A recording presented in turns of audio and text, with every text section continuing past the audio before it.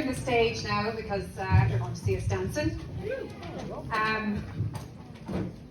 A few things. One is when Mossy Martin isn't busy being Mossy Martin, he is the fiddle player in the Dartry Ceol band.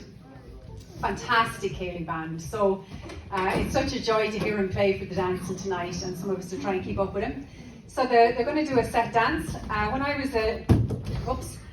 was a child growing up in Carlow, I'm from Kilkenny. We moved to Carlow when I was young.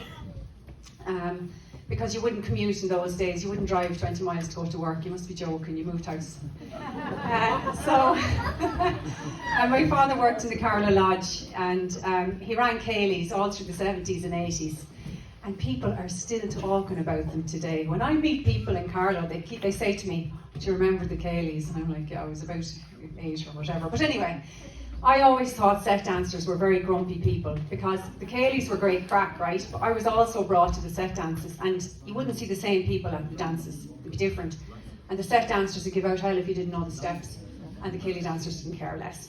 But what I discovered while I was doing the course, and you hear an awful lot about the background of things that you think you might have an opinion about, but maybe isn't accurate. So when the Gaelic League was formed in 1897, they suppressed the set dancing. They didn't think that was right dancing because it came from the French courts and the English courts, and it was Irishized, so the Irish made it their own. And it's some set dances are so long, one town might have one dance and would keep them dancing all night. So the reason people were so grumpy probably was because they had to defend it at a time. Ceilí dancing was really promoted in the Gaelic League, and the set dancing was called the foreign dance.